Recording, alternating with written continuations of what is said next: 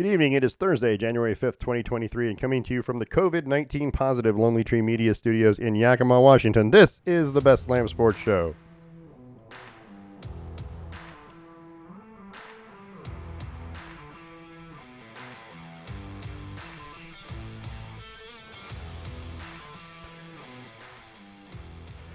I'm your host, David Lamm. With me is my son, Parker. Say hello, Parker. Hello, Parker. Okay, what happened? Yeah, well, they're not there. I don't... There they are. What am I paying these people for? Not. That's the problem. That's why they're not clapping on time. God, that's weird. I mean, you just go through it, and we do the run-through, and I'm like, okay, hit this button. Okay, it works. And then it doesn't. And you go through it, and it doesn't work. That's why you do the pre-show. That's why we have this pre... That's why we pay all this staff. Yeah, we need a legit soft open. We need a production assistant, an intern. Now so we don't have to pay him. That's what. That's what I feel like. We need an unpaid production assistant who comes in and runs everything technical. So I could just hire like a 12-year-old.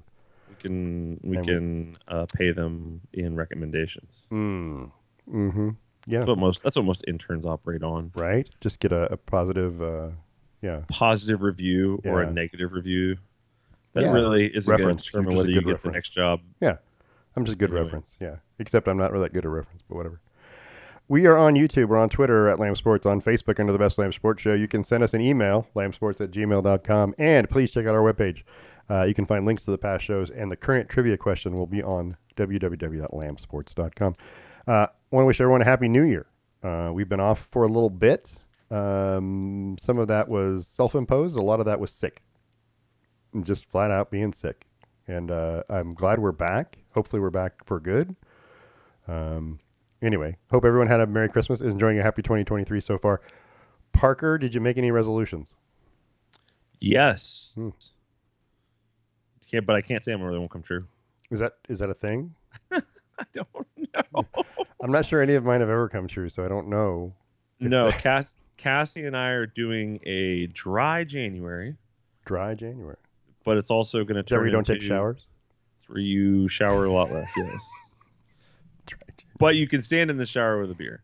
Right, I like it. No, we're not drinking for January. The plan, actually, my plan, it was actually all my plan. She's acting like she takes some credit in this. My plan was to try and go until March, until I go to Germany.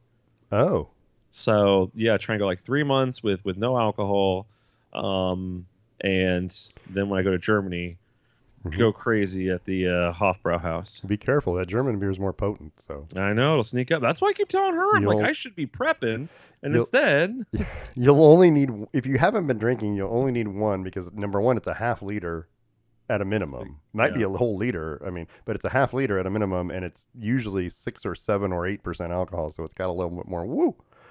So I've already told my friends I'm going to film a video when I go to Germany of me asking somebody for a liter of cola. Yeah. I'm going to do it, but I'm going to do it in German. I like it. So, but that's one of them, and the other one is that we want to go to the gym. Well, let me rephrase that. We want to work out 5 times a week, and so what we're doing is 4 days a week we are hitting the gym, and 1 day a week we are doing a hike. Nice. So we've been all 4 days so far. Tomorrow's our rest day. We're hiking Saturday into Forest Park, and we'll see how it goes. Nice. Yeah. What about you? Any good has a lot resolutions? No, not a one. I haven't made a single. I haven't. Don't get COVID again. Like I said in the opening, we're COVID-19 positive in the house, so I don't. My resolution is to get rid of it. Get rid of it as soon as possible. I mean, I feel great. Complete that, yeah. Yeah, I feel great, and I feel like it's a thing that's going to happen. But I mean, you definitely want to set your bar low for resolutions because that's fair. The more you complete, it's like when you wake up in the morning, you're supposed to make your bed, right? Because that gives you a sense of I completed something. If I do nothing else, I made the bed.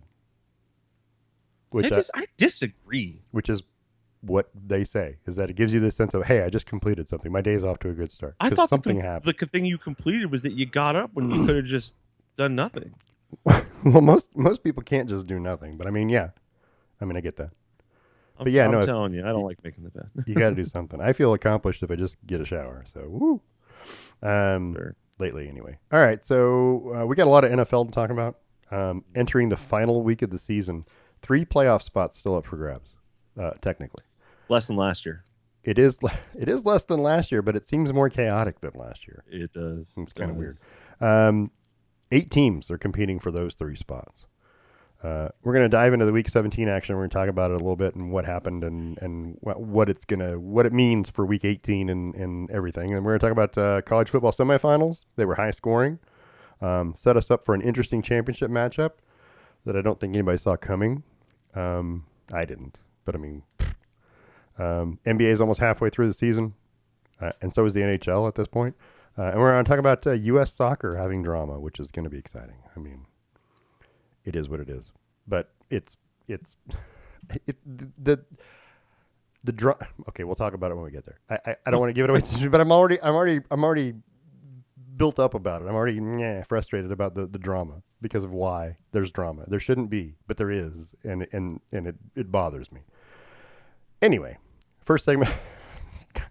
I'm already frustrated. I want to talk about it now. We should have even brought it up. I should have put it first on the list. Anyway, God, I don't know. So the first segment of the show brought to you by The Range. The Range is Central Washington's premier indoor shooting destination at 34,000 square feet. The Range is an all-inclusive facility offering firearm training, retail firearm sales and supplies, full gunsmithing and repairs, custom builds, and Cerakote services. It's all under one roof at The Range, open Tuesday through Saturday from 10 to 7, Sunday 11 to 5. Go see our friends at The Range, 1701 Garrettson Lane in Yakima. Phone number is 509-571-1449. Make sure you mention the Best Lamm Sports Show. That's The Range. Educate, equip, and empower. We're going to talk about the NFL, and we're going to talk about it right now. To start with, Monday night's game between the Buffalo Bills and Cincinnati Bengals was suspended in the first quarter when Buffalo safety Damar Hamlin fell to the turf after tackling Cincinnati's T. Higgins. Hamlin lay motionless and was administered CPR on the field before being taken by ambulance to University of Cincinnati Medical Center.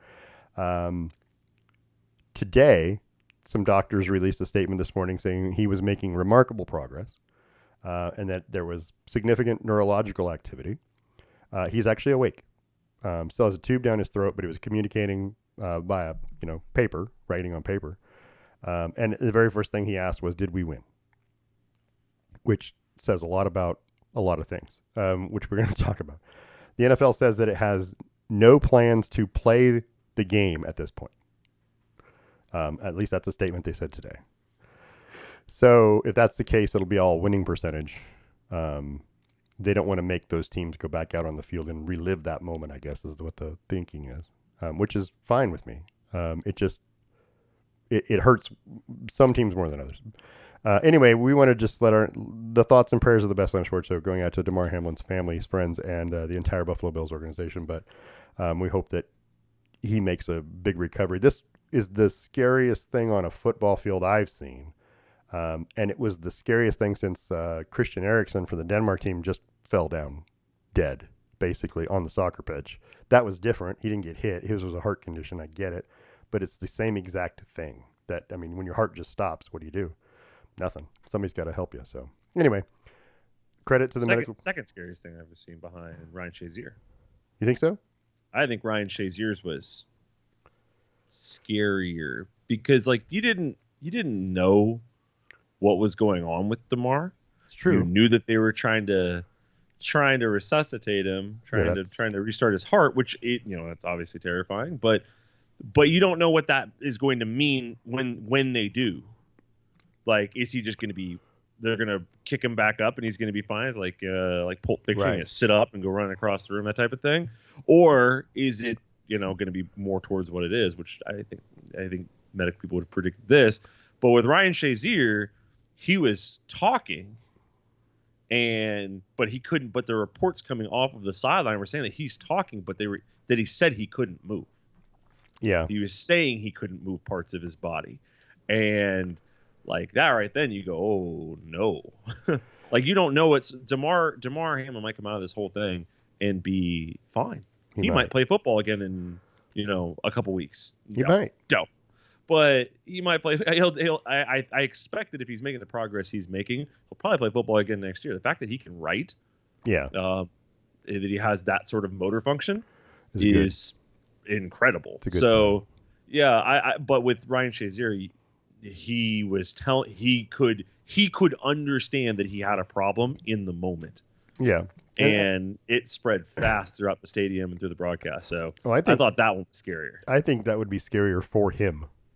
Oh, that's Yeah. what I mean. Like, on the one hand, like, DeMar falls asleep and wakes up right days later. On the other hand, Ryan Shazier is Right. living through a moment. And yeah, it's definitely scarier for him. I think it was scarier for everyone who's watching this to see someone have to be resuscitated on the field. Yeah. That's a whoa. What just happened? Because we watched the hit. Everyone saw the hit. It doesn't look like anything, right? Yeah. So yeah, it just absolutely doesn't look like anything. And here's something I just learned, by the way, and this has nothing to do with that. My ticker at the bottom only holds so much information. Yeah. But it doesn't tell you when it's too much. It just cuts it off. It just cuts it off. So my ticker at the bottom just ends at a certain spot, and it's actually a fairly decent spot as far as ending goes. But it it doesn't see the rest of what I typed in. It lets you type in as much as you want, but it only displays so much. Weird. Anyway, just watching the ticker as it went by. So this is interesting. So, and then another thing to talk about, Skip Bayless on Fox Sports, he was talking about this game and how important it was and the makeup of this game. And he got crucified, basically, for saying that, even though it's on everyone's mind. Yeah. But you just can't say it?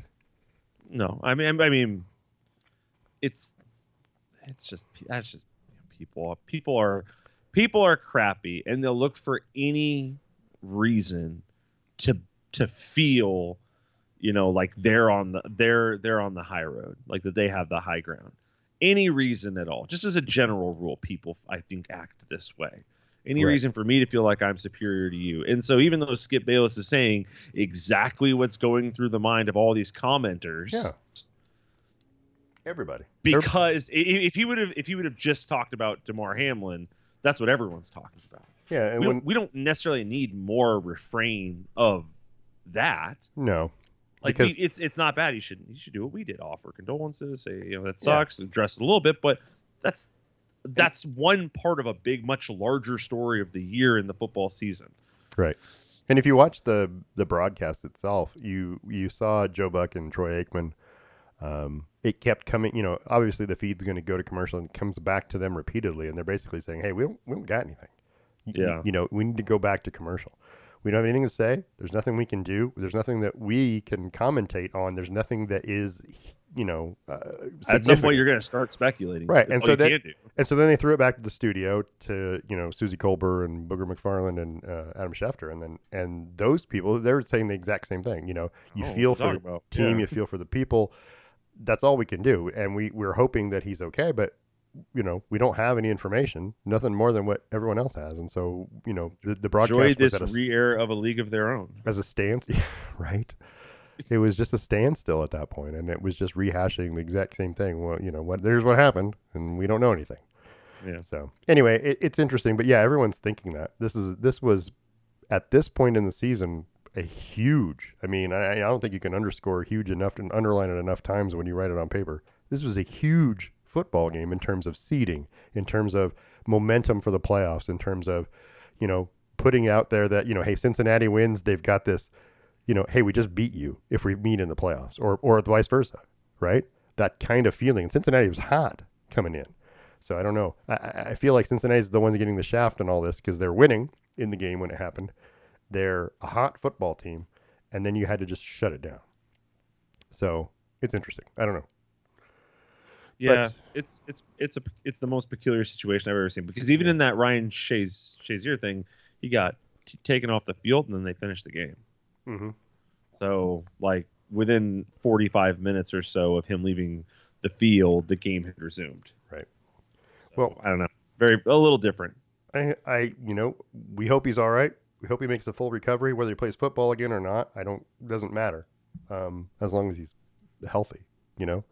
I hope he plays football again. I do too for him, because that's what he does, yeah. But I mean, at this point, it's kind of irrelevant. Is he going to be able to be up and functioning and be himself? That's all we care about, really. I mean, at this point, all that's left is how much brain damage is there, if there's any. Right. because again, this is a one in what did we determine? One in a couple 100 million instance. 20, you say 20 people a year? About 20 times a year this happens. Yeah. Yeah, 20 times a year of all of the billions of people on Earth. And you would think it would happen more often in a sport like this, right? Where and there is contact. This is really the first time it's ever happened in NFL history. Weird. So yeah, I mean, you kind of always expect like, oh, it rolled up on someone's leg and broke a leg or tore an ACL or this and that. You get used to those. We've all seen Joe Theismann's leg break. We've all seen Tim Krumrie for the Bengals had his. About somebody from the last 20 years. Alex Smith. Alex Smith. Okay, there you go. But they were. He threw out two references that are. They were so significant to me growing up. Oh, you know what I mean? Those because it was Joe Theismann's leg snapping. Joe Theismann's Super Bowl winner, Hall of Famer. And all of a sudden, just boom, there's Lawrence Taylor snapping his leg in half. Basically, you know what I mean? And it was, you saw it happen on live TV, just snap. And that visual image is bigger, I guess, than just a guy falling over. You know what I mean? Right. Well, I mean, his didn't look like. Yeah, it didn't look like anything. And he fell down, and you're thinking, okay, it's a concussion. Because that's exactly what you're thinking. Yeah, exactly what everyone thought. Because that's exactly what happens when you have a concussion. You fall down, you can't function, right? Everything. Okay, I get it. We've seen a concussion how many times? A lot. But you don't. On this field, we saw it twice in one game for Tua. Yeah, they were talking about this injury on this field, like, has happened. So Ryan Shazier was hurt on this field. Antonio Brown was hurt on this field. Right. Yeah. And Tua this year was hurt on this field. Yep. So yeah, the Bengals just need to move. Just burn the stadium and go away. Although I gotta tell you, if you're gonna get hurt anywhere, right? Football field, is probably the next closest place than to actually being in a hospital. And then on top of that, a football field like in Cincinnati, which is 5 to 10 minutes from the hospital. Yeah, I think Cincinnati. I think it was 2 miles. Yeah, it's so close. Right. Like, I mean, I thought about this the other day. Like, if this would have happened in Seattle Generals, it's a minute. It's a minute. Yeah, and with traffic and even with your sirens on and traffic, you know what I mean? It's just going to be a pain in the ass because there's always that one guy. Because this is going to be and on top of that, like even in like bigger cities, you talk about places that have like level 1 trauma centers and things like that. Like Portland's only got one. Of all of our hospitals, we've only got one. So if you get hurt in Wilsonville, you have to get to the level 1 trauma center in downtown Portland. It takes a minute. It's going to be 30 minutes at least. Yeah. But like LA has like 20 of them. Right. So, but this was a great place. UC Cincinnati is pretty world-renowned hospital. So if he's going to go anywhere, that's a good place. But okay. Tough stuff. So let's move on then to what else happened on Week 17. You ready? Yep. So Thursday night, Dallas 27, Tennessee 13. Dak Prescott and the Cowboys won, and it was a bit ugly in Nashville. Dak was 29 of 31, 282 with 2 touchdowns, 2 interceptions. The Cowboys' run game could not really get going. They had 32 carries for 87 yards as a rushing. Ezekiel Elliott ran 19 times for 37 yards. What is that? 1.9 yards per carry, by the way. Yeah, classic Zeke. He did score a rushing touchdown in his 9th straight game, making him the 5th player to do so in the last 22 years. Tight end Dalton Schultz caught both touchdown passes, by the way. Tennessee started Josh Dobbs ahead of Malik Willis just hours after placing Ryan Tannehill on IR. So Tennessee, by the way, has 22 players on IR. Leads the NFL using 83 different players so far this year. Yeah, they're having a rough injury year. It's hard to keep winning when that happens. But Derrick Henry was also watching from the sidelines because the outcome of this game was meaningless for Tennessee. Yeah, it all relies on next game. Yeah. So that being said, let's talk about one thing, and that's Ryan Tannehill. Is he going to be the quarterback of the Titans next year? And I ask that because is he under contract? Yes. But How many more years? I asked that. I don't remember. I looked it up, but I don't remember. I asked that because there are other quarterbacks that will be available, and I just kind of feel like he may or may not be the answer. He hasn't led them to a Super Bowl. He hasn't produced. He's not the problem. Maybe he might not be the problem. I mean, what's it called? He's not the issue. It is Mike Vrabel. It is these line-centric coaches who run this vanilla offense in a scoring league. Yeah. Like, it's just goes to show you. Ezekiel Elliott, Derrick Henry, fantastic running backs. Do either of them have titles yet? Have either of them whiffed a title? I mean, maybe Derrick Henry did he make it to the divisional round one year, I think? Oh, they made it to the... Oh, yeah, they made it to the divisional round. I don't know if they made the divisional round. I think they lost there. Yeah. So, but neither of them has been able to have any sustained long-term success. Right. Two of the best running backs ever. It doesn't matter who, and who are the teams that are winning titles? Talking about the Bucks with Leonard Fournette, not a top 10 running back. You're talking about the Chiefs with a stable of running backs. Devin Singletary for Buffalo. Yeah. Like, your big, strong running back doesn't matter. You got to score points. You got to score points fairly fast in this league. So your ground and pound game, it don't work, bud. Because Patrick Mahomes you're going to spend 9 minutes doing what Patrick Mahomes does in 3, and your team is twice as tired. That's true. It's dumb. So I think Ryan Tannehill will be there next year because he's a $36 million, or I think they'll try and offload him, but he's a $36 million cap hit next year. It's true.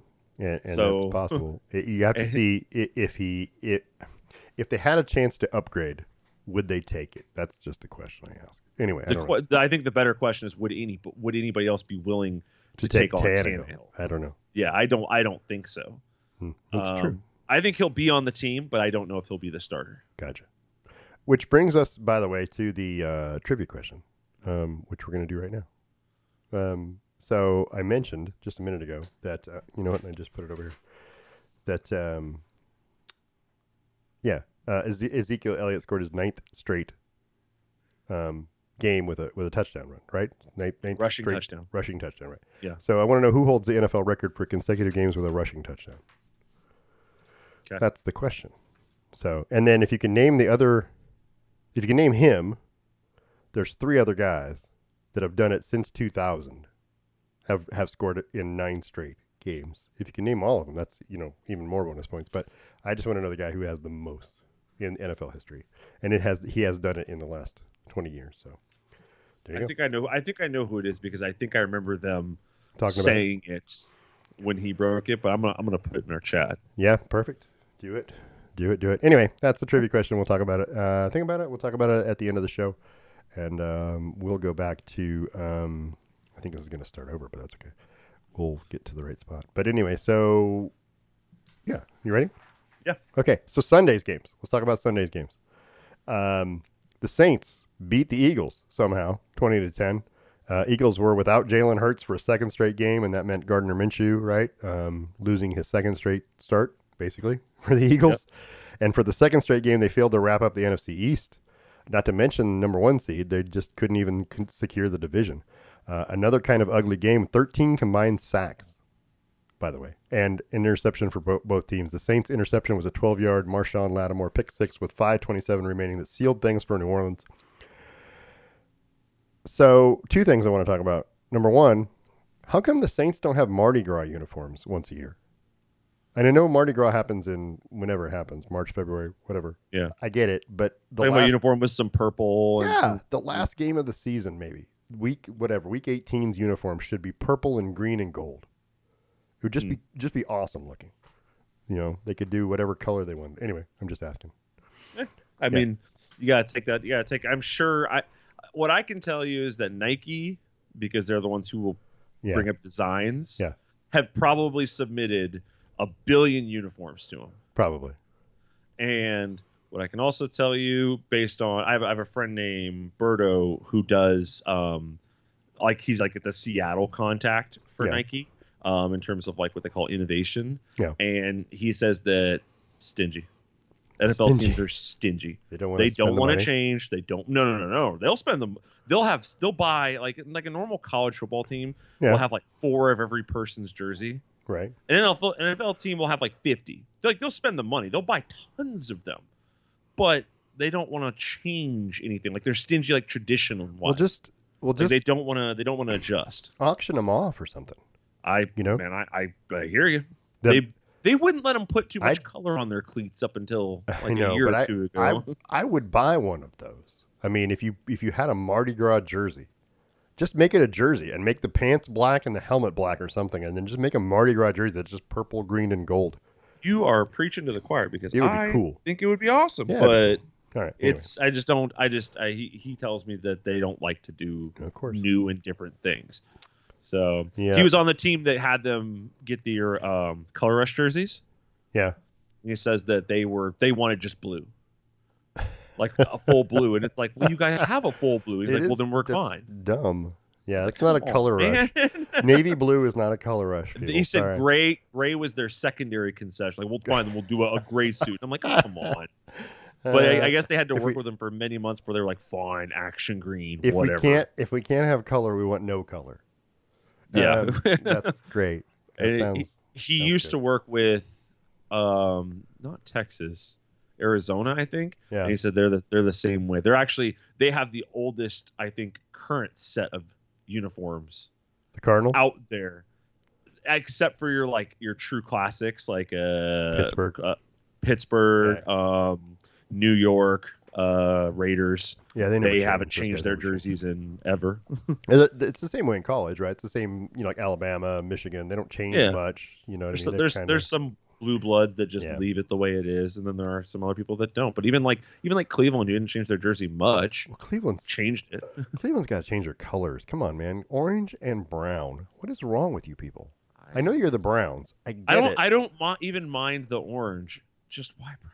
Because it's Browns. You're the Browns. I mean, why? Because of Paul Brown? The whole damn uniform needs to be brown. Nobody caring about that guy? Dog crap brown uniforms. Anyway. I'm not actually too mad about that idea. They had them once. I've seen them. They're ugly. The turds. Yeah, the Cleveland. the steaming pile. The Cleveland Steamers. The Steamers. I like it. The Cleveland Steamers. That's a whole different thing. Let's... Moving along. Yeah, please. Let's talk about the New York Giants. Giants wallop the Colts 38-10. New York reached the playoffs for the first time since 2016 with the win. This game was all Daniel Jones, by the way. 19 of 24, 177 yards, 2 touchdowns. He ran 11 times for 91 yards and 2 touchdowns. He looked good, but it was the Colts. Nick Foles out here wants to talk about the Chicago kid, their quarterback, and how much he can run. Yeah. But no one's out here talking about this guy who runs a 4.8, also putting up 100 yards. He doesn't do it all the time, though. But, I mean, that's part of the scheme. I mean, he's not trying to because he has other weapons. But he can. Yeah. He can. Oh, no, he can. I don't know that he should. And there are some guys around the league that you can't say that about. That's true. I mean, I think actually that's not true. I think now I'm thinking about it, most quarterbacks could run for 100. No, Tom Brady can't. But I mean, yeah, Aaron Rodgers. Well, he could if he gets. He's got a good head for running when it's open. He's sneaky. That's what we're gonna say. Not fast. Let's just say this. All right. Can you run for 90 yards straight? Let's qualify it way. I don't think Tom Brady is doing it. I don't think Aaron Rodgers is doing it. There's probably 10 NFL quarterbacks that could run 90 yards straight down the field without being caught. And there's probably without being caught. Right, without being caught. And there's the rest of them. I don't even think Daniel Jones is one of them. I don't think so. No, that's what I'm saying. There's a few that you can name, but the rest of them are going to get caught. There's no way they're going to get a 90-yard break off because someone's going to catch them. Yeah. But anyway, so Nick Foles started this one for Indy, but he was replaced by Sam Ellinger after being sacked by Kayvon Thibodeau. And that the celebration for that sack drew the ire of Jeff Saturday, the Colts head coach, who won't be the Colts head coach at the end of the season, I don't think. But what do we care what Jeff Saturday thinks? Yeah, right. But I mean, he was upset. And then, Thibodeau said, hey, I didn't know he was hurt. I just did what I did. We celebrate. You got a sack, I celebrate. Everyone celebrates. Everyone. It's the league we're in. Everyone celebrates. If I knew he was hurt, it would have been different. Here's what I'm going to tell you right now. If T. Higgins, is that who hit? Yeah. Damar Hamlin? Yeah. If T. Higgins would have truck sticked him on his way to the end zone, he'd be standing in front of a camera, bouncing his head up and down, or hucking a ball in the stands and celebrating. So with the rest of the team, not knowing what's happened that far back. Yep. Yeah, it sucks that you're right next to him. I mean, he did do it right next to him. That's kind of crappy, but he's clearly on his back. I feel like Helmet's field of vision isn't that great to left and right. I feel like he might have been bumping him with his arms when he was doing the snow angel. But I mean, I think people need to put on a football helmet and lay on their back and tell me how far to the right they can see. It cuts off quite a bit of your peripheral vision. And don't celebrate. I'm not saying Kayvon's wrong, but you need snow for that, dude. Do it in the snow. Wait for actual snow, because otherwise it just looks like you flapping your arms. Anyway, it's part of the fun. Yeah, I'm not faulting Kayvon at all. No, Jeff Saturday needs it is what it is. He's defending his players. Good for him. Smart. Kayvon apologized. Good for him. I mean, like, what are you gonna do? Yeah. But anyway, Giants are in the playoffs. Secured a playoff spot for the first time in 6 years. That's good. It is a big deal. The return of Eli. I guess. And I thought Nick Foles was going to be the savior. He was going to lead the Colts to no, it's not the playoffs yet. And, well, that's right. He didn't have a chance to make the playoffs. All Nick Foles does is step in and win games when it matters. The only way to stop him is to hurt him. Oh, this picture's terrible. Interesting. Yeah. We'll go to this one. Take the potato cam. Right. Cleveland 24, Washington 10. The Commanders' hopes of a playoff spot were ended by the Browns and Deshaun Watson. Nick Chubb ran for 104 yards. Watson threw for 3 TD passes on only 9 completions, by the way. He completed 9 passes, but 3 of them were touchdowns. Carson Wentz threw... That's a ratio you like. Yeah, Carson Wentz threw 3 interceptions as the Washington starter. And the Commanders are out. We thought there were going to be all 4 teams in the East were going to get in, but... They made such a mistake benching Heineke after right a bad game, at a bad time of year. It happens, though. It happens, but then you benched him for Carson Wentz. You kind of forget that he's young. He's really young. He's not like a super experienced. He's had a lot of experience at quarterback, but he's not like a 10-year veteran. A place just has they have no. You can say what you want about Ron Rivera. I'm not a huge Ron Rivera fan. Yeah. I don't think his style of leadership is great for NFL teams unless you have the perfect team. But that whole organization is just kind of a crap show. It needs to change hands soon, and needs to change their color scheme. They're real close to that brown. And then the name, I just stop with the command. I don't like the Commanders. I don't mind the Commanders. I don't like it. It doesn't. I don't picture anything when I see it. You know what I mean? When you hear the name Commanders, what do you picture? What is his name? The movie. Kurt Russell on a ship with the big hat. Lords and Commanders. Not Kurt. Gods and Commanders. Not Kurt Russell. You're thinking of Russell Crowe. Russell Crowe. The other Russell from that time. Master and Commander. Master and Commander. Yeah. Yep. No, I think of a ship steering guy. I don't even see that. I don't even feel that. The name means nothing to me. I just don't picture anything. Would you have preferred it be called the Commandos? Oh, I like Commandos. You could have done all camo. Now we're talking literally November. Military Appreciation Month would have been your month. Right. You could have Schwarzenegger as your spokesperson, like, for the team, because Yeah, but nobody's gonna come. He was in Commando, yeah. Nobody's gonna come near the Commanders as long as that one guy is still leading them. I'd have been happier with admirals or generals or something of that nature. I just don't think you should limit it to a naval stars base or something. The Washington Stars, and just have the 5 stars, like a 5-star general, the symbol on your hat. I would have been cool with calling them the Americans. Americans would have been all right. And then red, white, and blue. There's a lot of hockey teams that do that. Well, they kept the same colors, of the Redskins, right? Which, fine, I get it. It's traditional, but you're changing the name, so change the colors too. This was as light of a move as they could make. Yeah, it was ridiculous. And this was basically their owner, Schneider, being like, well, we have to change something. I feel like go back to football team. I actually didn't mind the football team. Everyone gave it grief, but I mean, there's literally soccer teams called the whatever soccer club, and you're like, why not? Or football club? Why not just call it a football team? Yeah. Anyway. All right. And by the way, Deshaun Watson's back. Yeah, so, he had a great game. Yeah. He played pretty well. He's actually been doing all right. So speaking of Lambeau leaps, and we weren't, but if we were, Green Bay 41, Minnesota 17. The Packers' Keyshawn Nixon returned to kickoff 105 yards for a score, and Darnell Savage intercepted Kirk Cousins and returned it 75 yards for another score. Both of those in the first quarter. And that game was weird. It set the tone for the entire game. Cousins would throw 3 interceptions, lose a fumble, so 4 turnovers on his part. Green Bay was up 41-3, halfway through the fourth quarter. Green Bay now controls their own destiny and win at home against Detroit Sunday night to secure a playoff berth.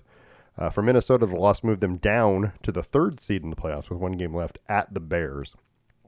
So, true or false, Aaron Rodgers will be the Green Bay Packers quarterback next year? If they win a playoff game. Any playoff game. The first one, like the wild card. If they win their wild card game, I'm going to go with true. So if they don't beat Detroit, then what? He's out? His contract is fat. It's the problem with Aaron Rodgers leaving is you have to start thinking about who can take him. Right. Who can afford to take him. And not only do you want to afford to take him, do you have you need to go to a team that's just missing a quarterback. That is it. What? Like you have the perfect coach and the perfect, offensive line and the perfect this, because this guy's going to eat all of your cap and you're committing to him for the next 4 years or whatever. I don't see him leaving. I don't see how anybody else is going to take, especially after the Russell Wilson debacle, right? Yeah. He left. He signed a big contract. Denver's now on the hook for Russell Wilson for at least 2 more years before their first opportunity out without taking a massive hit. Nobody else is going to take an aging quarterback transferring, because Russell Wilson came off a decent year, not a bad year, a decent year. He had an injury and everything like that, but he came off a decent year and this went right into the floor. No team is going to take him if they aren't 100% solid and set in every facet, and they just need a QB. What if New Orleans took him? No, New Orleans ain't gonna take him. If New Orleans took him, number one, he can play inside, so he doesn't have to deal with the cold anymore. I hear you. They've got a running back. They've got some wide receivers. Their defense is usually pretty good. Yeah, but Green Bay has 2 running backs. Yeah, but they play in 12-degree temperature. That's what I'm saying is... It doesn't seem to matter. Well, it does seem to matter. They don't win a championship, so... They're historically better in December and January than they are any other time of the year. But they don't... They haven't... I feel like... Aaron Rodgers wins MVPs in December is what he does. Feel... And he's trying to do it now, but he won't. He's trying to do it. No. But the running game has enabled him to get better. It's not just him. It's the fact that they've found running game all of a sudden. And that could be because offensive line got better. I don't know. But well, they found the running game, but then they started opening up to Watson. Yeah, Christian Watson. Yeah. I feel like they're not going to be committed unless they get close to a championship this year. They're not going to commit again to Aaron Rodgers. They don't have to commit again. They already did. I know they did. But I feel like they're going to, what's the downside to, I don't know.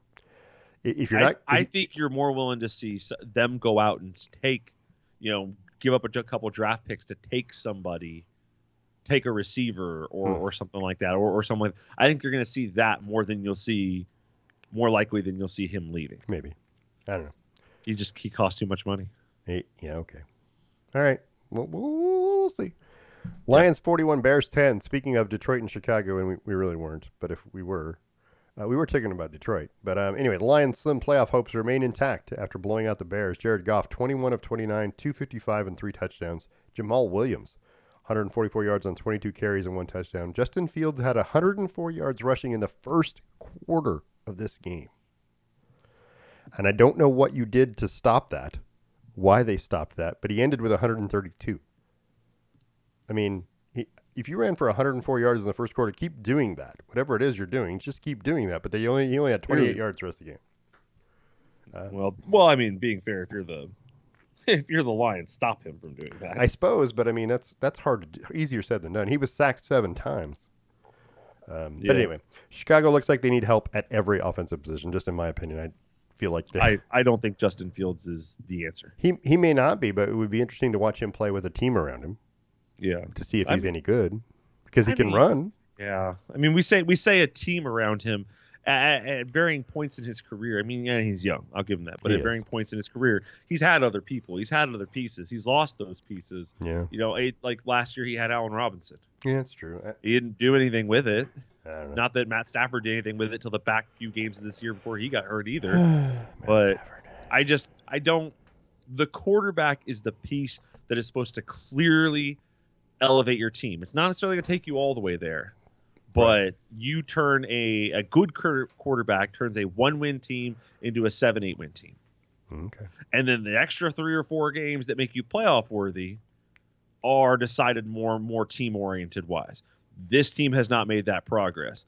And with him with a full year, behind the wheel, and yeah, he runs the ball great. It looks fantastic. But as soon as he's forced to throw, as soon as they start playing a little quarterback spy, as soon as they start keeping outside a little more, his entire game collapses.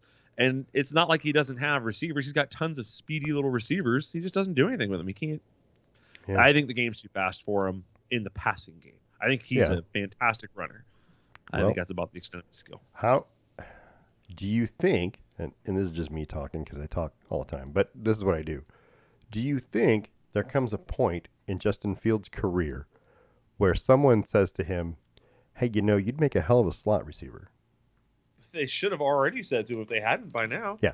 You'd make a hell of a slot receiver, or deep threat, just in general. But you'd be really good at that because you you're talk fast. To guys like that nowadays. Like if you say, hey, you'd be good at this or you'd be good at that, it becomes, well, they're trying to tell me what I can't do. Lamar Jackson on his whole revenge kick about I'm not a running back playing quarterback. Yeah, he is. Yeah, he is. Yes, I am exactly trying to tell you what you can and can't do. That is what my job is. So, I mean, as a coach, right, that would be what my job would be, is to tell you, hey, maybe NFL quarterback's not for you. Yeah. And maybe you'd be a long, illustrious career as a super speedy slot receiver who catches the ball and breaks it 80 yards for a touchdown. Yeah, but, I mean, have you ever watched quarterbacks warm up on a sideline? They don't even catch the ball when it's thrown back. I know. But, I mean, I doubt he's got the hands. Who knows? We won't know until it happens, and it won't happen. So, anyway, there's never know. I mean, we may never know. Yeah. All right, let's move along. Quick note on that. Yeah. And the worst thing that could possibly have happened for him, for Justin Fields, was that Aaron Rodgers signed a giant extension, which will presumably keep him there, and the Lions got better. Yeah, because his division got a lot harder. His division, because I mean, the Vikings are like a 10-11 win team every year. Yeah. And the Packers are usually like a 10-11 win team every year. Right. Even then, when they're still making the playoffs. But damn it, if the Lions are going to be a 10-11 win team too, what are we going to do? The Bears have a legitimate chance of being 0-6 in the division every year, right now. Every year. Yeah. Yeah. You were going to be the butt of this division. The best you can be is 10-6 or 11-6 now. I mean, I'd look for Justin Fields to be on the move after next year. So they're going to deal him, after his contract's over. I just don't know who will take him and why. What the need is. He's going to be a backup quarterback somewhere is what's going to happen. Well, if they're smart, they'll trade him with 1 year left on his rookie deal. Yeah. That team will get him at a reduced cheap rate, cheap price, and hopefully they're closer to complete. Honestly, I think Miami should consider taking. I know you don't want him as a Dolphins fan, but I think Miami should consider taking Justin Fields to replace Tua, because you're still getting a rookie contract salary to try and work through. I will tell you who I think Miami is going to take. Okay. And it probably won't happen, but I'm going to tell you the blockbuster trade that's going to happen. All right. Maybe. So we'll move forward. So Tampa Bay 30, Carolina 24. Tom Brady and the Bucs wrapped up the NFC South finally with the victory. Brady threw for 432 yards and 3 touchdowns, all to Mike Evans, who ended up with 10 catches for 207 yards and 3 touchdowns. Tampa will be the number 4 seed in the NFC. Will Tom Brady be in Tampa next year? I don't think so. I don't think so either. But where does he go is the question. The good news about Tom Brady is he's really good. He's really smart. And he doesn't cost He could nearly as much as quarterbacks of his caliber are trying to charge. Because he doesn't have to take the money. No, he doesn't care about the money. He doesn't care about the money. He wants to win. That's the one thing I will give him more than anybody else, is that every quarterback that I can think of at some point has made a decision that seems like a money decision. Yeah.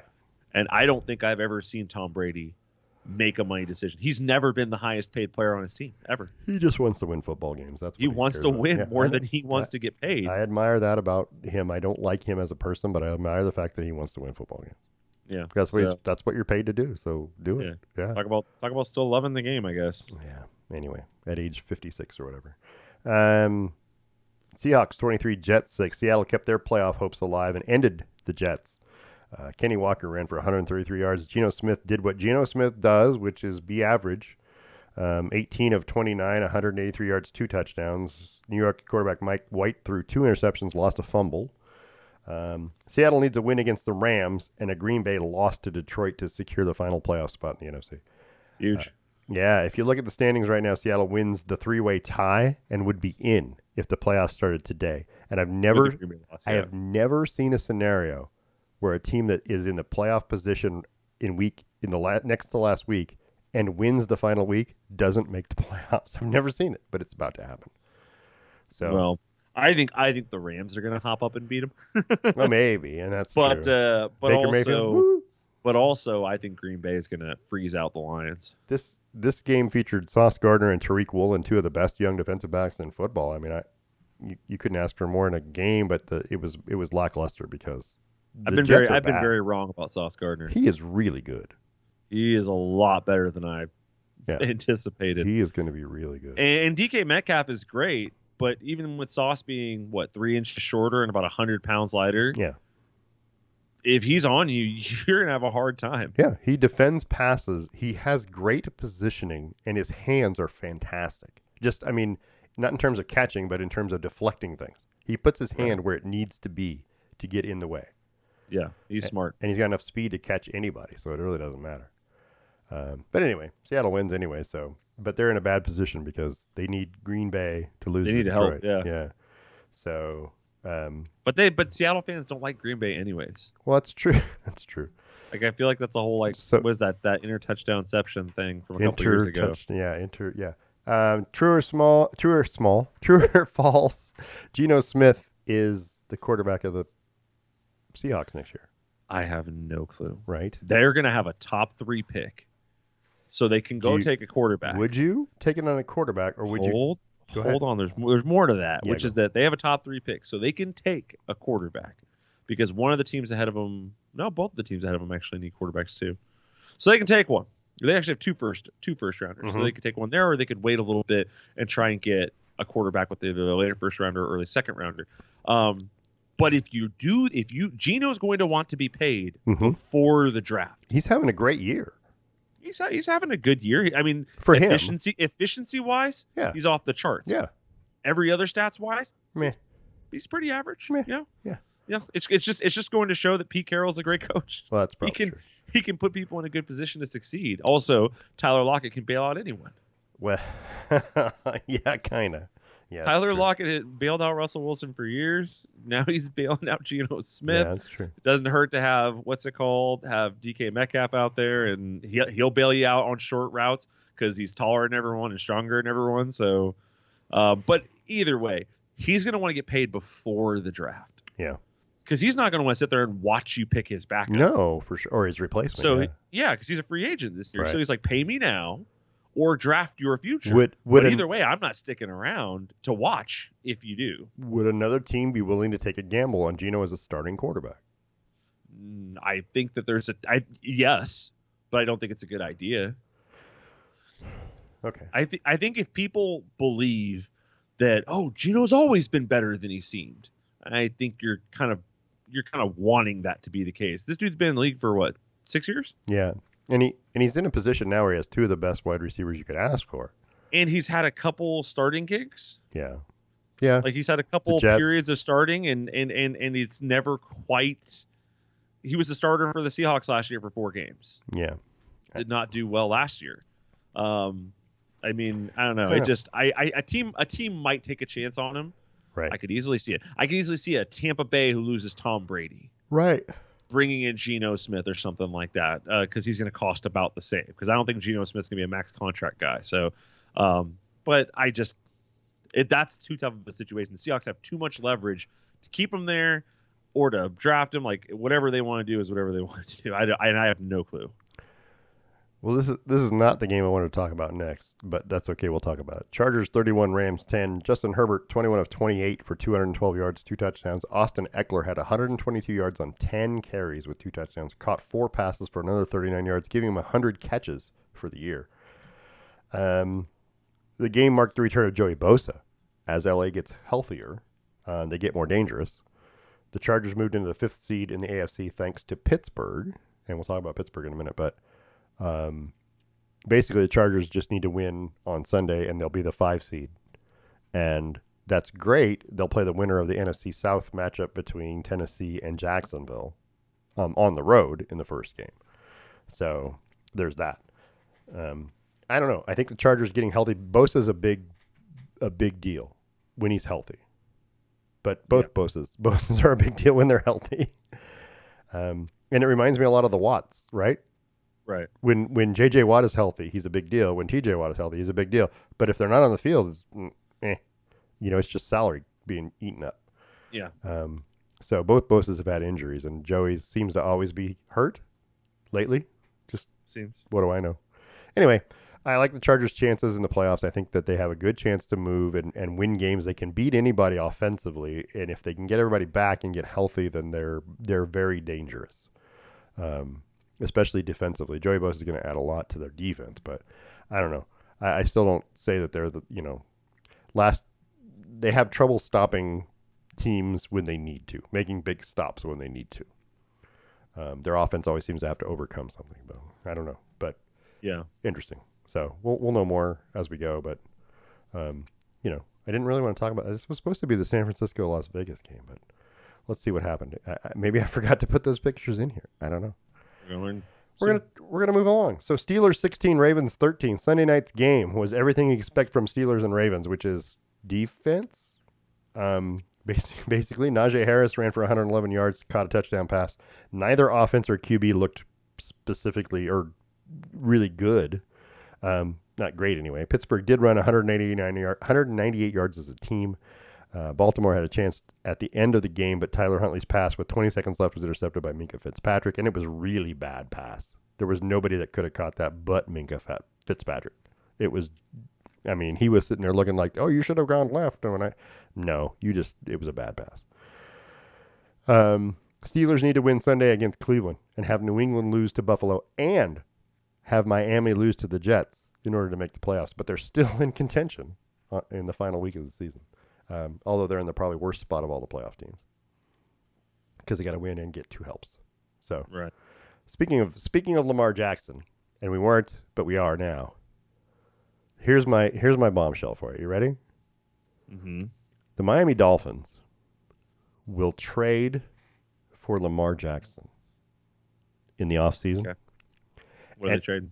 I don't know, but I haven't figured that out yet. What I'm saying is they're going to make the fastest NFL football team ever. Tyreek Hill, Lamar Jackson, Jalen Waddle, and their offense is going to be almost unstoppable. I don't know if their defense is going to be as good, but I think that's what they want because clearly Tua's an injury issue. If he's going to continue to be concussed, how's he going to continue to play? You need somebody, right? And I don't know anybody's going to take Tua off your hands, so that's a problem, right? And that's a block to the trade itself because you can't trade Tua for Lamar because nobody's going to take him at this point. Would you take Tua right now? No. Nobody's taking Tua. Yeah, so they got to they got to wait till his contract is up. You know what I mean? To do that. But anyway, if they could pull that off, he would be great in Miami. But I don't know if they're going to get a chance to pull that off. But I was just saying, if that was the blockbuster trade they could make, they would be a nearly unstoppable offense. I'm just saying. No. I'm just saying. Okay, so let's get into it then. Okay. What does Tyreek Hill need? Someone who can get him the ball. Someone who can throw the ball deep. Sure. Let him get underneath it. Sort of, but he doesn't always need Literally that. the only thing that Lamar Jackson struggles with. But if you have well, that's not true. He struggles with 2 things. He's a little inaccurate, but not crazy more than any other quarterback. Like he's kind of middle late part of the road, middle late part of the board on that one. Yeah. But his deep ball accuracy is low. It's very low. Yeah. It's lower than Marcus Mariota. I hear you. He's not even a starter. Got it. That's what Tyreek Hill needs. That's his benefit. Is he burns the teams vertically, and that opens up an underneath game. I don't think you have to do that with him. He is better that way, but I don't think they've used him in an underneath break-free capacity like they should. Right, because he's tiny, and he's going to take one pop from a linebacker, and he's going to die. Maybe. That's not the position you want to put him in. He's not built for it. I'm it's not the same talking reason about... why Hollywood Brown wouldn't run underneath routes for this is like a big well-known thing. He refused to run underneath routes for John Harbaugh. I'm not talking about because he didn't want to get hurt. I'm not talking about across the middle kind. Sort of okay. I'm not really talking about, hey, I want you to run across the middle and hook and find a zone. I'm not talking about that. What I'm talking about is a guy who drags across the field, all the way across the field. I get what you're saying. While the quarterback is scrambling, and the two of you run together. Right. And he finds you on the run. What's less accurate than Lamar Jackson's deep ball is his ball on the run. I'm just saying, just be careful. I hear your speculation. I would guess, we talked about earlier, is that Seattle would be a better place for him. Maybe. A place that spreads the field open a little more. And they need picks. Miami doesn't have a first rounder. Oh, yeah. Well. All right. Sorry. Well, Miami doesn't have a first rounder. So they don't have anything to give up to get Lamar. I mean, he's a free agent. You could pay him, but you're paying a bunch of other guys right now. And the problem is, in general, Lamar's going to ask for a shit ton of stuff. And he wants to be paid. I'm not sure he's worth it. I mean, I do. I think that if he's playing and he's going to be healthy, if you're going to be healthy all year, you're worth it. But right now, you're not worth it. Why? Because you're not helping your team at all. And that's the negotiation that happens in my mind. Is you say, oh yeah, I can see where you're great, but right now, you're not? If you were hurt right now on my team, you're not helping my team. So what am I going to pay you for? Not to be there at playoff time? That's helpful. Why would I do that? Anyway. All right. So right now, next year, the Dolphins are already $2 million over the cap. Yeah. Well. So they don't have any extra money next year. Yeah. Unless they lose some people. Sure. And they probably would. But I'm just saying. But they've got like 3 or 4 $20 million. Tyreek Hill costs $31 million a year. Yeah, they spend a lot of money on him. Bradley Chubb's $22 million a year. Teron Armstead is $20 million a year. Like, they're spending loads of money, and they don't have any cap space to take on a max contract. I agree. They cannot afford. I hear you, Lamar. I get you, but I'm just saying. Not without sacrificing some big pieces of what make them. And they'd have them. Yeah, sure. Yeah. Of what makes this system work. However, on the flip side, Seattle has a ton of cap space next year, especially if they don't sign Geno. And they could probably afford to structure Lamar's contract favorably in the future. If you were Lamar Jackson, would you go to Seattle? To go play with Pete Carroll. I hear what you're saying. But no. I didn't mean that in like, Pete Carroll versus this guy. No. I didn't mean it like that. I'm thinking about the schemes that they run. Sure. Pete Carroll's defense first, physical, use the run to set up the pass, like pretty intuitively. Like it's kind of meat and potato stuff, but he does it very well. He does some creative stuff in there. He also exploits the tight ends a lot, which is exactly what Mark Andrews and what's his name have going. Versus coming the other way to Miami and getting a pass-first offense predicated on the deep ball, which you aren't the best at. I don't know. I would say that the Texans would be a good fit for him. They've got some young wide receivers. I would say that Seattle would be a good fit for him. But I'd say the only team that he can jump on, they immediately become playoff contenders. Who would in their right mind would go to Houston and think of me? I mean, even if Lamar Jackson goes to Houston next year, do you think Houston's a playoff contender?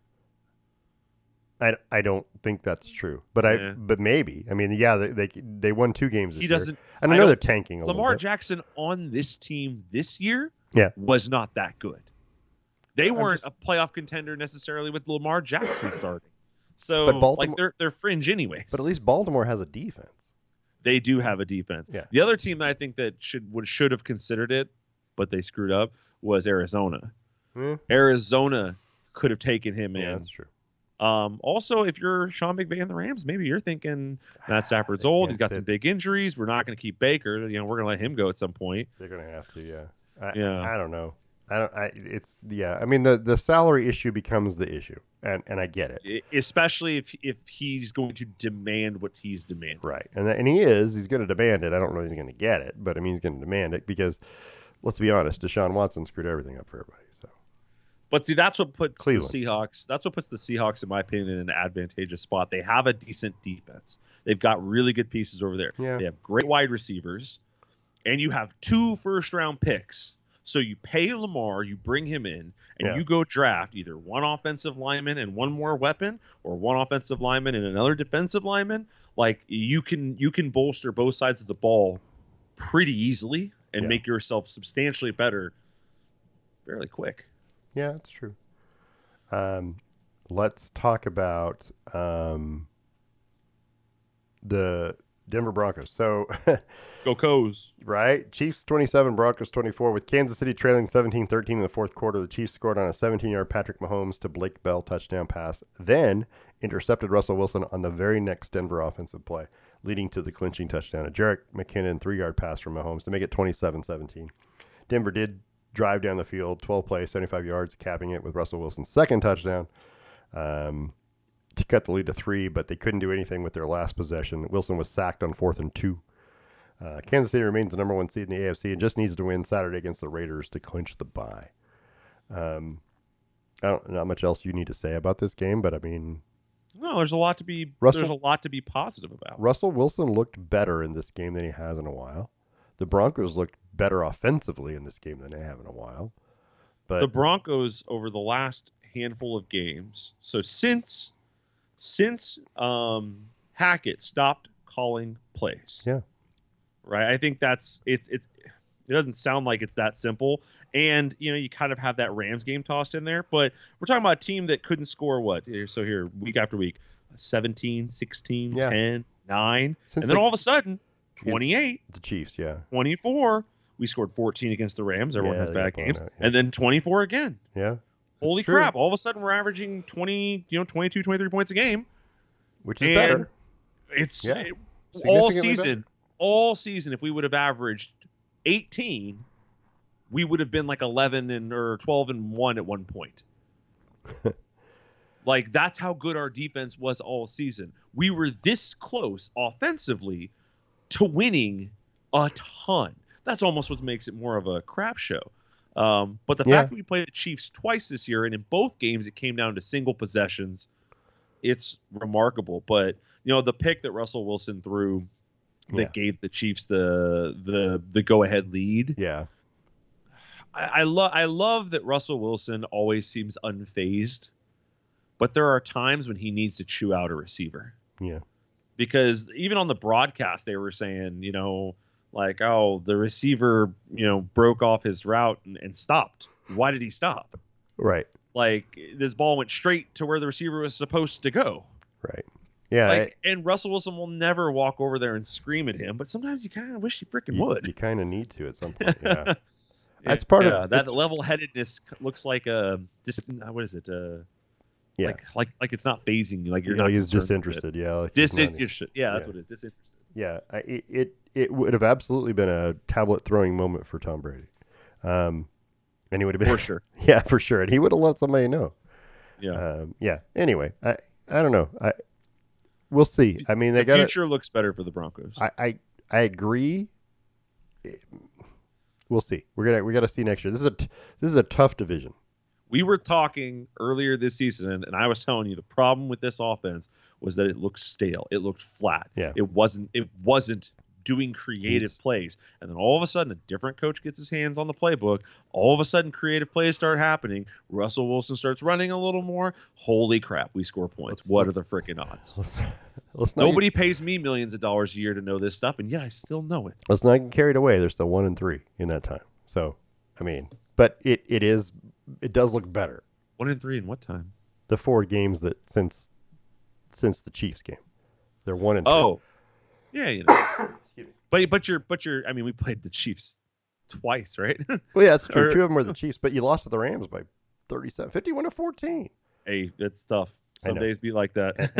and the Cardinals, I mean, it's 24-15 win. Cardinals, it is what it is. It is, but I'm just saying, you got the Chargers to end the season, so who knows how that'll go down. But yeah, anyway. and they're already in the playoffs, so they might not. They might not. Well, they have to win to secure the 5. So. Oh, do they? Yeah. If they're 5, then they'll play Jacksonville or Tennessee. Correct. And if they lose, they'll be the 6th seed, and they'll play the 3rd seed, Cincinnati. Which would Cincinnati at this point. Yeah. Ugh. Right.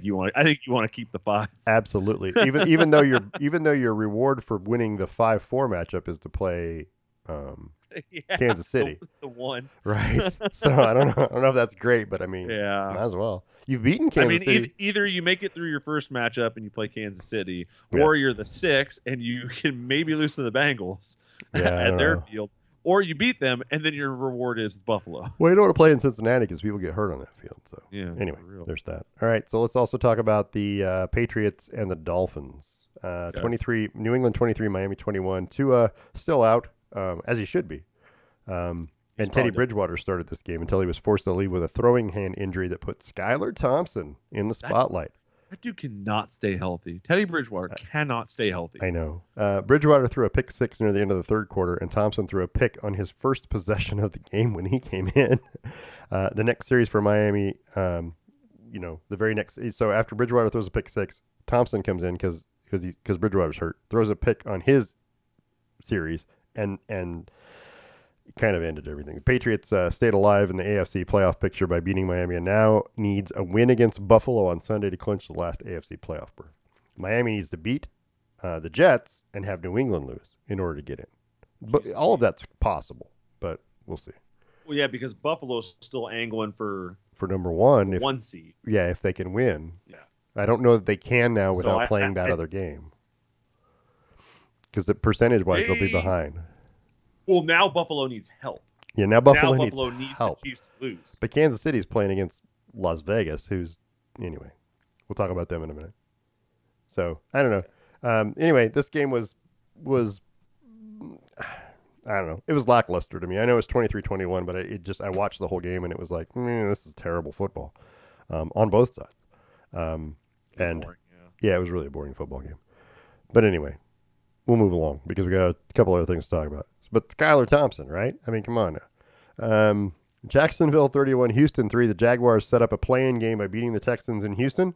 Travis Etienne with 108 yards on 9 carries and a touchdown. JaMychal Hasty and Snoop Connor also scored a rushing touchdown each for Jacksonville. Jacksonville's going to play Tennessee on Saturday for the AFC South title and the 4 seed in the AFC.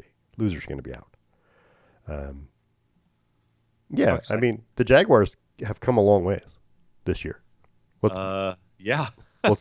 let's just say that. I mean, I can't believe we were talking about Jacksonville at 2-6, right? They were 2-6 after losing to the Broncos. Oh yeah, man, the Broncos. And then they've gone 6-2 since then. I mean, they've got some wins. The Ravens are a 10-win team. They beat them. They beat the Titans. They beat the Jets. They beat the Cowboys. There's some good teams in there, but there's, also they lost to the Lions 40-14. The Lions are a team you don't want to play in the playoffs. I'm sorry, but if the Lions get in, Lions you want to play right now. You don't. No, that's not the team you want to play because their offense just will mow you down. You can't afford to have a slow offensive day. No, that's just too good. And I'm anxious to see what Detroit does next year if they can bolster their defense and get any kind of defense, and the offense stays just that hot. That's a tough team. What do I know? Anyway, Jacksonville, Tennessee, you're going to play on Saturday, 5:15 p.m. on ESPN for the AFC South Championship and the number 4 seed in the playoffs. Loser will be out of the playoffs. Pretty exciting, huh? Let's just see if I put the pictures in here. No, I didn't. So I never put the pictures for the San Francisco and the Raiders. But let's talk about the game because we might as well, right? I got nothing else. That's fine. People know what they look like. Their uniforms haven't changed. Absolutely. San Francisco 37, Las Vegas 34. The Niners keep winning with Brock Purdy. He was 22 of 35, 284, 2 touchdowns and an interception. Christian McCaffrey, 19 carries, 121 yards and a touchdown, added 6 catches for 72 yards. Has there ever been, that you can remember, a bigger pickup for a team that was headed towards the playoffs already than Christian McCaffrey to the Niners? All right. Well, I don't know if I'd say they were headed towards the playoffs. When they picked him up, they were doing okay, but you didn't feel like they were necessarily going to steer that way. Like you kind of hoped. I don't know. But yes, it's a massive pickup. I agree with that point. Is that it's a massive pickup. Hey, but I don't think when they grabbed him, I was like, oh yeah, that's a playoff lock. I'm trying to think of which week they grabbed him. Now that I'm said it, I don't know off the top of my head. Let me look here. Let me see if I can find it. But October 27th. Is that right? I think is what the date I'm seeing. What looks like a report was. Okay, let me see who, because this doesn't say dates. So that would have been about the time they started their 9-game winning streak. Yeah. They lost to the Chiefs 44-23 on October 23rd. FYI. Okay. And then after that, they've won 9 straight. And that includes a win over the Chargers, a win over the Dolphins, a win over the Buccaneers, a win over the Seahawks. Those are all playoff type teams. And the games haven't even been. The win over the Chargers was a 6-point game. There hasn't been that many close games. They've won fairly easily, except the Raiders game last week. But so they play the Cardinals on the last week. They play the Cardinals on Sunday, with a chance, I think, still to be the number 1 seed. Is that right? I just hang on a second. I'm pulling it up. So Philadelphia, right, obviously has to play, and they're 13-3. The Niners are 12-4. They're the 2 seed. The Niners have the tiebreaker over Minnesota, based on conference winning percentage, and the Niners have a better conference winning percentage than Philadelphia. So if Philadelphia were to lose on the last week of the season and tie with the Niners would win, and they'd be the number 1 seed in the NFC. Wow. It's big. It's a huge deal for San Francisco. I mean, and anytime you can win 9 straight, let alone, 10 straight, I assume they're going to win on Sunday, but I don't know for sure. But I would not. The Niners defense is really good. Brock Purdy has played very well. This is a team I wouldn't want to play in the playoffs for sure, just because of the things that they can do both sides of the football very well. They can run, they can throw, they can play defense. I don't know. What do you think? They seem extremely scary. Like I don't, and not to mention on top of all that, you just might get out coached. You're right. Yeah. Like he might do something like that's particularly freaky. But okay. So it looks like his first game with them was against the Chiefs. They were 3-4 at the time. Yeah. So they had a losing record when they picked him up. And they lost to the Chiefs pretty bad. But then since then they're 9-0. So 9-1 since acquiring him. Yeah. So that's why when you were saying like, oh, they were they look at the playoff team, like, they were 3-4. They looked okay. They had quarterback injuries. Trey Lance thing went sideways fast. Like I don't know. I didn't believe in it, but man, they look terrifying now. And their defense still looks fantastic. Yeah. Oh, yeah. Their defense is good. This is a good defensive team. You know, the 34-point performance by the Raiders aside, their defense has, during this time period, the 17 points, 0 points, 7 points, 10, 16. They've been really good. So, yeah, I don't know. I wouldn't want to play them. I wouldn't want to play Detroit. I don't know. There's a lot of teams in there that I just don't want to play come playoff time. And the number 1 team of those, and we didn't really talk about them much, but Kansas City, to me, still is the team to beat, and it's because the way they can score quickly, and the way they operate in a 2-minute drill and can score just before the half. Oh yeah. And just at the end of the game, the way they can just operate under time constraint. Patrick Mahomes is the master of, hey, we've only got a minute. Let's do something. Okay. And they go out and they score. And, I don't know. Yeah, there's no time constraint for Patrick Mahomes. No. And so that makes them always scary. Like, they've won games with 30 seconds left. They've tied games with 13 seconds left. So it doesn't matter. That's a scary team that you just, you can be ahead of, and then all of a sudden they score quick and you're like, oh crap, I thought we had them. But anyway, so this leads to 2 quarterbacks, by the way, Garoppolo and Carr. Derek Carr is not going to be a Raider next year. Yeah, no, he's not. That's a given because they've sidelined him and he's done, right? So where does Derek Carr go next year? Because who needs a quarterback and who wants Derek Carr as their quarterback is the question. I don't know. But Jimmy Garoppolo, is he still under contract next year, Derek Carr? Or is he a free agent next year? I don't know the answer to that. I haven't looked that up yet. Because if he's still under contract, then they're going to trade him, and that's when a lot of teams should get involved and consider him. But if he's a free agent, changes. Then you're talking about teams with cap space and stuff like that. He signed a 3-year, $121 million contract with the Raiders, including in 2022. That was a different year. Okay, so he has an opt-out year next year, though. Yep. So yeah, he signed one. Unrestricted. Yep. So he's got an opt-out next year. Yep. So that's the question. he's leaving. Yeah, he'll be a free agent next year. Yeah, he's going to be gone because they wouldn't have put him away like they did, like not playing him now. They did that so they didn't have to pay his the bonuses, guaranteed sure, stuff. absolutely. Yeah. But they're also going to get ready for the next guy because you know what? There's a question right there. What do you feel? How do you feel about Tom Brady becoming a Raider?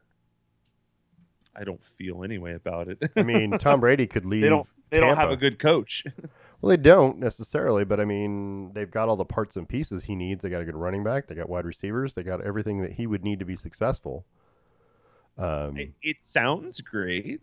I'm not sure that it's built the way that Tom Brady wants, but it is indoors. It is West Coast. Right, indoors, correct. You get rid of Derek Carr because he's not going to be costing you anything next year, so you can get rid of him, and then lots of love, decent running back. Yeah, it's an interesting situation, I think. But I'm just saying that's just something. And of course, there was all this offseason speculation that that's where he was going. So yeah, it could be. I don't know. Anyway, so all of that is fun. So, wow, we've used a lot of time. We used almost all of it. We've used pretty much all of it on the NFL. That's all right. It's okay.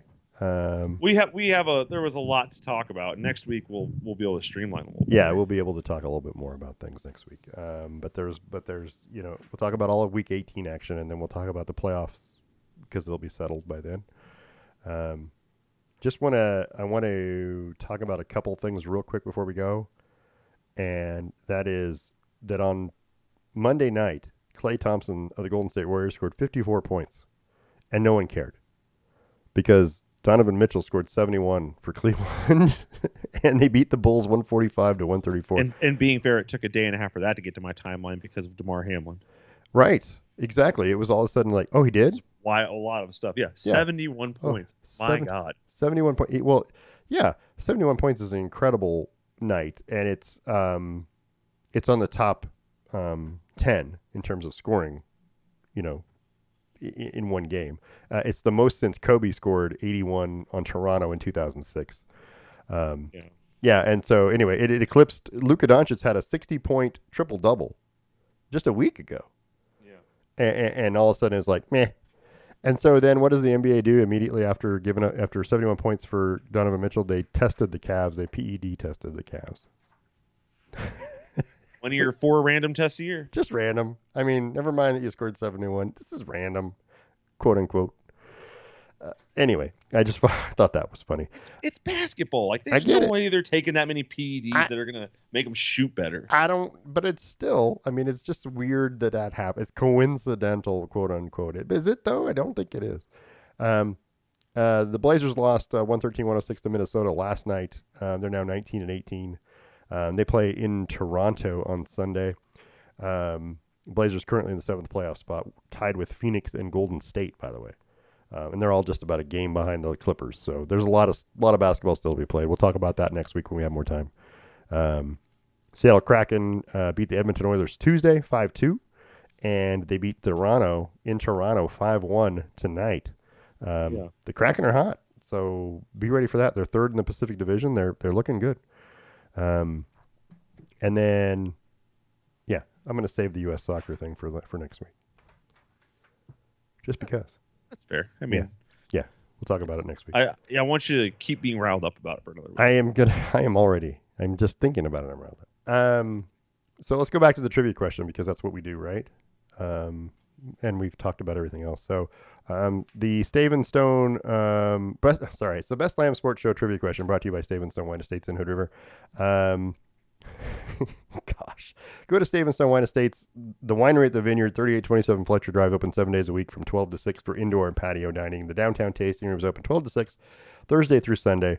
Call 541-490-9461 for the downtown, and then call 541-946-3750. That's 541-WINE-750, or email them for info. It's info@stavenstone.com for more information about how to make a reservation or anything you want to ask.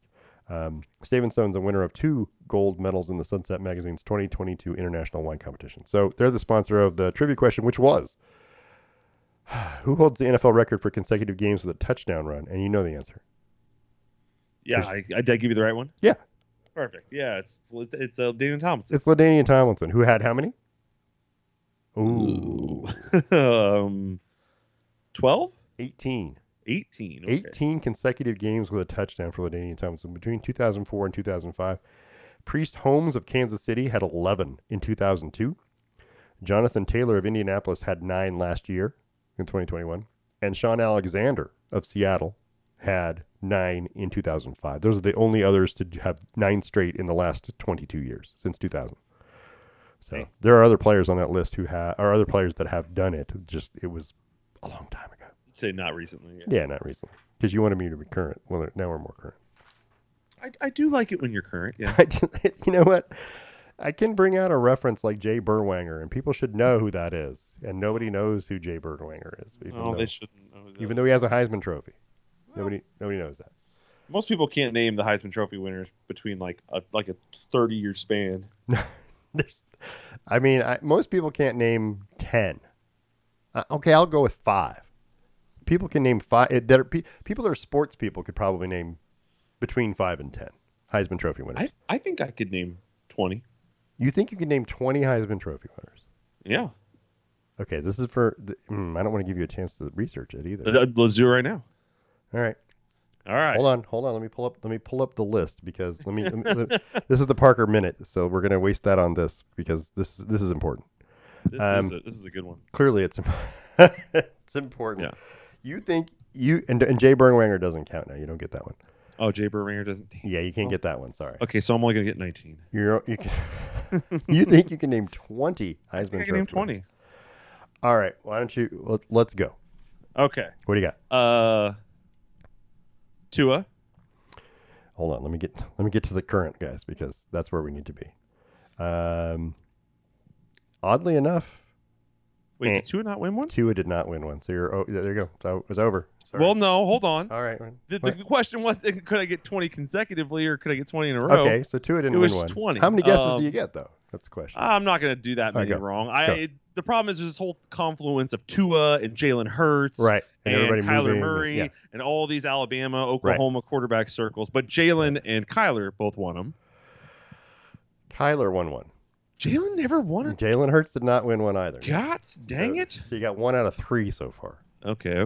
Give me a second. Tim Tebow. Tim Tebow. Yeah, there you go. Now hold on. Just jumping around. Tim Tebow counts once. Okay, but he only 20 different Heisman Trophy winners. He only won 1, so I guess that's true. Oh, I guess he won 2 national titles. Yeah, 2 national titles. Go ahead. But either way, so Tim Tebow, Marcus Mariota. Yep. 3. Jameis Winston. Yep. 4. RG3. 4. 5. Let's see here. Vince Young.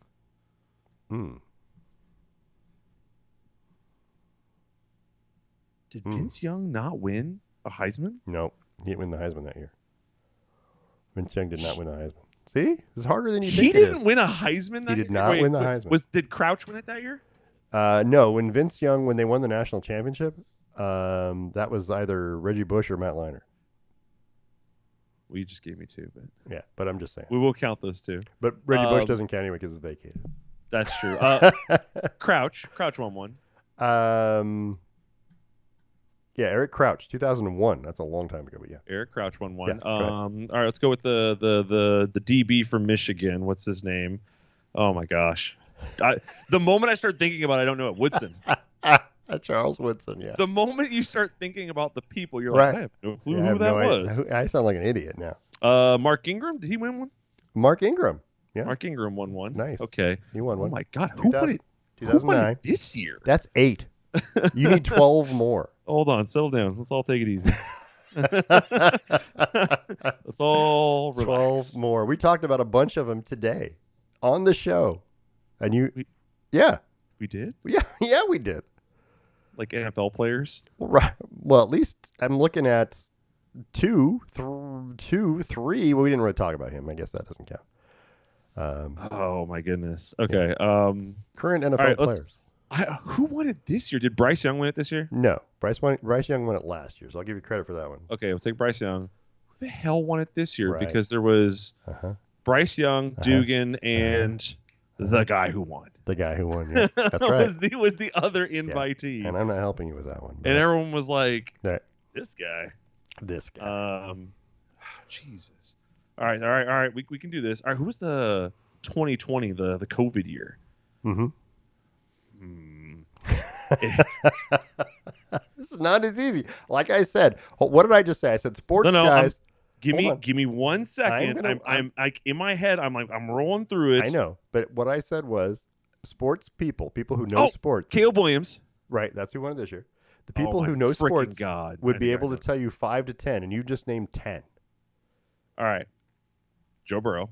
Joe Burrow, that's right. Trying to think about his undefeated season. Who was Yep. the year after Marcus? Yeah, I don't know. Like what, 2013, 14? It's Would hard have to say. been. Oh my gosh. I'm sitting here just going through them in my head. Bradford, Sam Bradford. Sam Bradford won the Way back- Heisman in way back 2008. when. Yeah, Okay, I gotta. for Doug Oklahoma. Flutie won it way back when. Oh, good lord. Yeah, Doug I'm just Flutie. like throwing All them right. out there now. All right, Doug Flutie, yeah. I'm just thinking about all the history. Like every time they do the Heisman Trophy, all the guys that are standing up there. 1984, yeah. Georgia Republican candidate nominee, Herschel Walker. Herschel Walker, 1982. That's where we know him from, not from football. Old ball coach Steve Spurrier. Steve Spurrier is a Heisman Trophy. I'm telling you, I'm getting there. You just have to go and look at the Heisman house. The guy.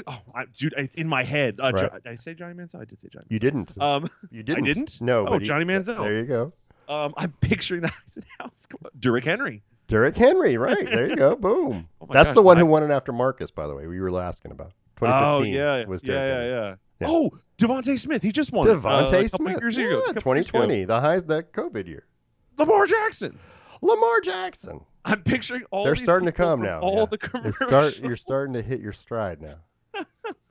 Oh, who was the guy from Oregon State? You're not going to remember his name. It's their only one. He's not on the Heisman house. No, but it's oh my gosh, they say his name all the time. Yeah, every time they talk about Oregon State football. Yeah, you're right.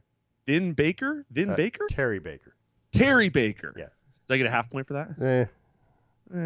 I feel like there's. I feel like there's still, and you've named most of them, the current ones. OJ? I OJ don't, won one. I don't think you named Baker Mayfield. Oh, I didn't name Baker Mayfield. You should have. It's that Oklahoma quarterback circle. And Kyler Murray.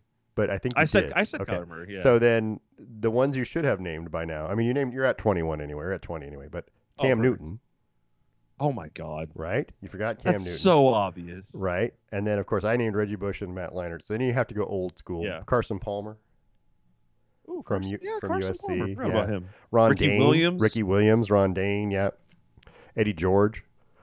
Now we're getting old. Ty Detmer, Andre Ware. You wouldn't remember most of these. Barry Sanders, Tim Brown, Vinny Testaverde.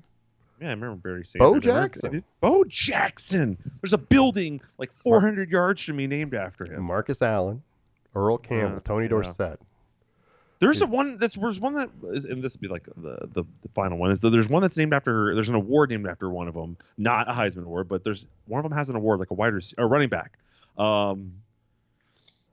What's the big running back award at the end of the year? Do you want me to help you with it? Yeah. What is the big running back award at the end of the year? It's the Doak Walker Award. Doak Walker in 1948 for SMU. Yes, he won the Heisman. Okay. Yeah. Yeah, I knew I could name a few of them. It took me a second. Once I started hitting them, my brain was like, "Oh, this guy! Oh, this guy! Oh, this guy!" There's a quarterback award named for one of them. There is. Yeah. There's a quarterback award, not the Heisman Trophy winner, but the best quarterback of the year gets an award named for one of these guys that won a Heisman. 1938 for TCU. Mm-hmm. I thought the quarterback award was the Manning Award. It's the Davey O'Brien Award. Davey O'Brien. Oh, yeah, top quarterback. Yeah, exactly. There's a stadium named after a couple of these guys. Niall Kinnick from Iowa. Kinnick Stadium's named after him. Les Horvath of Ohio State. You don't know that one, but and then. I don't know. Mr. Inside and Mr. Outside from the 40s. Doc Blanchard, Glenn Davis from the Army. All I'm saying is I named quite a few of them. You did. And yeah, the moment I took on the pressure, it started. I was like forgetting obvious. I forgot Cam Newton. How could I possibly forget Cam Newton? Roger Staubach was like Jim Plunkett. These are Hall of Famers, right? Hey, I did name some. I feel like that's when I was really grasping at straws. There when I started naming guys from like the 50s. From the old guys. I was like, oh. Yeah. Desmond Howard. Desmond Howard. Yeah. Dez was a Heisman Trophy winner. Did Desmond Howard go play at Michigan also? Yeah. I always get him and Chuck Woodson confused. Woodson was a DB. I know, but I always get them confused. Yeah, I agree. I hear you. I think like the way that they wore like their uniforms with like the multiple rows of like arm tape and stuff like that was very similar. And then you have that group of guys that you'll never be able to name: Chris Winkie, Danny Werfel, Rashawn Salam. That you just go, who really? I mean, yeah, you know him. I've heard all these names, right? But I don't know who they George Rogers for South Carolina, 1980. Anyway, there were some guys that just don't fit in. This is a good game. We'll play another version of this every week where we pick a thing that I have to name a few people of. I like it. I like name the top 5 most successful quarterbacks from the state of Oregon. I like it. Or I'll find something you're not good at, like name me the top 5 scorers in U.S. national men's team soccer history. Ooh, right? Done. I think I know him. You think you do? You think you got that one? We'll do that next week because we're going to talk about U.S. soccer. I won't look it up. But don't look it up. Yeah. I think I know at least 3. Done. He said done. It was easy. Make it a challenge at least. Simple dee doo da. All right. Well, I'm gonna laugh. I told you not to make me laugh. But again, we're on YouTube every week. We're on Twitter. Well, not every week, but we haven't been on every week. But we're going to be on every week this week. Our goal is to have 50 episodes this week. Okay. Planning to take. You mean this year? This year. That's what I said. 50 episodes. This week would be tough. We're going to have to get busy. Yeah. No, we're on 50 episodes this year. That's what I'd like to do. We'll see what happens. We're on Twitter at Lamm Sports. We're on Facebook under the Best Lamm Sports Show. And again, you can email lammsports@gmail.com if you got questions or comments or you want to make, just tell us what you want to see, what you want to hear about. We want to thank ESPN, Fox Sports, NBC Sports, ABC Sports, CBS Sports, NBA, NFL, NCAA, NHL. Of course, our sponsors, the Range in Yakima, Boss Kitty Yarns, Stone Wine Estates in Hood River. Anything you want to say before we go out? Don't spread your germs. Thank you. I'm trying. I mean, it was to the people. But yeah, you too. Well, I mean, me too. You and the people. So, we want to say adios from COVID-19 Yakima, and it's been exciting. Hopefully, this is going to go away. I don't sound terrible, do I? No, you sound fine. All right, there you go. So that's all that matters. Anyway, this has been a Brain Rock production, a division of Lonely Tree Media LLC. I want to thank everybody for listening, and we'll see you next week.